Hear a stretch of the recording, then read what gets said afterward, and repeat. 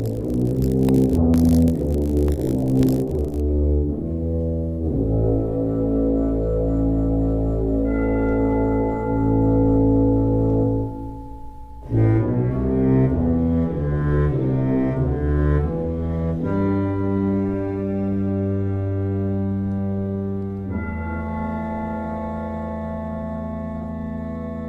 to Mysterious Goings On. I'm J. Alexander Greenwood. You can call me Alex. You know what? I'm often not a nice person. No, it's true. It's true. No, I appreciate your protestations as you sit there with your iPhone or iPod or Zune or other listening device saying, no, Alex, you're a very nice person. Well, yes and no. I think I'm a nice person in the sense that I don't like to hurt people's feelings. I think I'm a nice person in the sense that I don't go out of my way to cause harm to others, that sort of thing. I don't speed in school zones. But as a writer, I'm not always a nice person, and I'll tell you why. If you go to Amazon.com and you look up the reviews for Pilot's Cross, my first book, which deserves some pretty tart reviews because it's the first book. What do you want? Then the second book, Pilot's Key, which is actually critically acclaimed and sold quite well and has a lot of fans, well, relative to fans who like my stuff. But if you go and look, there are a couple of reviews by the same person, one for each book, that I don't even remember exactly what they say. But they basically, the tenor of it is I'm not a nice person. And the reason why is because my books contain bad language.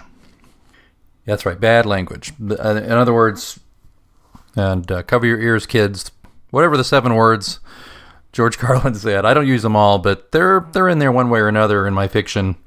I figured up that I've written, I'm getting up to at least 500,000 words that are published, and a fair amount of those words are not very nice, I guess. When I say not nice, I mean not nice in the sense that not the kind of words you would use in polite mixed company. So, I'm not a nice person, I guess. But here's the other thing. I remember thinking about this quite a bit, and I wrote about this a while back. I wrote about this last year.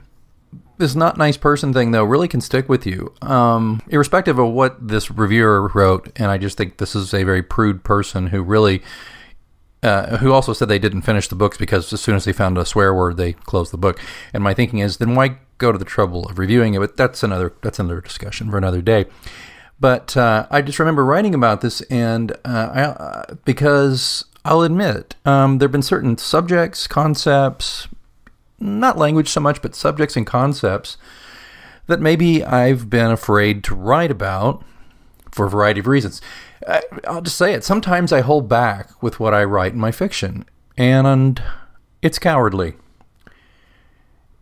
To be honest about what you're writing, you have to write stuff that may offend people's politics, morality, religiosity, sense of civility, and sexuality.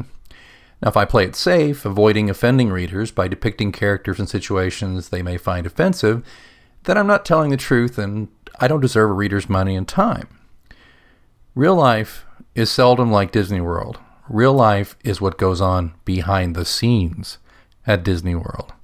I love Disneyworld. I go there. I've been there several times. I have a young daughter, and I love it as much as she does. I never thought I would say that, but I had a daughter a little later in life than a lot of people, and I was pretty cynical about the whole Disney thing, and it's easy to be cynical about Disney. I understand that. If you're a big corporatist foe and you think that they're, inflicting Disney culture on the world, well, you might have a point, but I don't care. When I go there, I see unmitigated glee in my daughter's eyes, and I can be at a place where I'm not worrying much about work or writing or anything else. I'm just in the moment with my kid. So I love Disney World. But it doesn't stop me from thinking as I walk down their Main Street USA or they're in through their castles or whatever, and you see these very beautiful young ladies dressed as princesses, and you just have to wonder, what are these ladies like when they're not in those outfits, or what are they like, when they're behind the scenes and away from the eyes of children?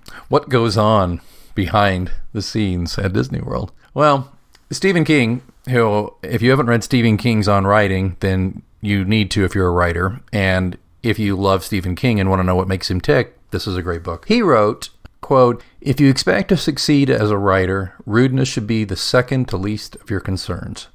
The least of all should be polite society and what it expects. If you intend to write as truthfully as you can, your days as a member of polite society are numbered anyway." He's got a great point, doesn't he? If you write, I've got friends who write wonderful mystery and horror and suspense and better than me, and they're so fearless. I mean, they'll write about sex and bizarre practices in that regard. They'll write about some fairly grisly murders. You may have heard a previous podcast of mine about guns where I've had real issues writing about using guns. And that's an area I censor myself in.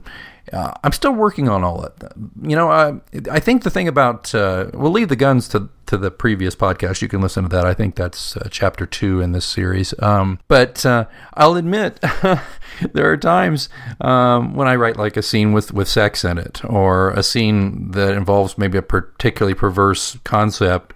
I often read it and write it and think, or write it and then read it and think, gosh, what would my mother think, who does read my books, or would my dad think, who I've never but heard use a swear word but twice. My whole time of knowing him, my whole life, I've only heard him swear with a serious swear word twice. I mean, as I close in on my, on a rather momentous decade coming up, I think I should take Stephen King's advice and quit trying so hard to be a member of polite society. Quit worrying about what people are going to think of me personally. I even used to think, oh gosh, do people think the sex scenes are about me and my wife? Do they think it's about me and someone besides my wife, which is even worse? And it's like, no, this is writing. This is blue sky. This is mining the soul. This is mining the imagination for stories to entertain people. And if you want to read books that have no swear words and no sex and no perverse human avarice, no greed, no jealousy, then you really don't want to read about humans. You want to read about Disney. And that's okay too. It's just that I don't write very well about Disneyworld. Love to go though.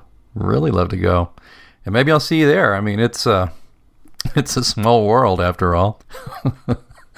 I couldn't resist. All right. I think that's the end of this chapter. What do you think?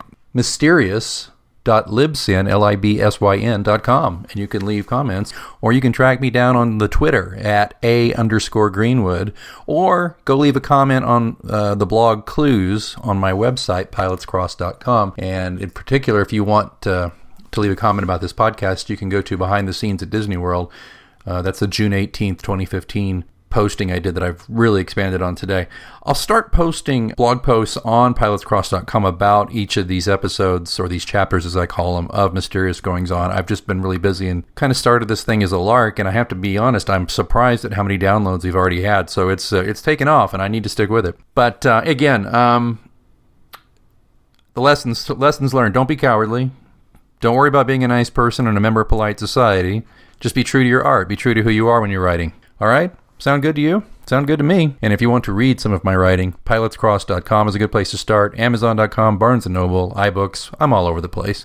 Thanks so much for listening, and especially thank you for reading. We'll talk to you next time.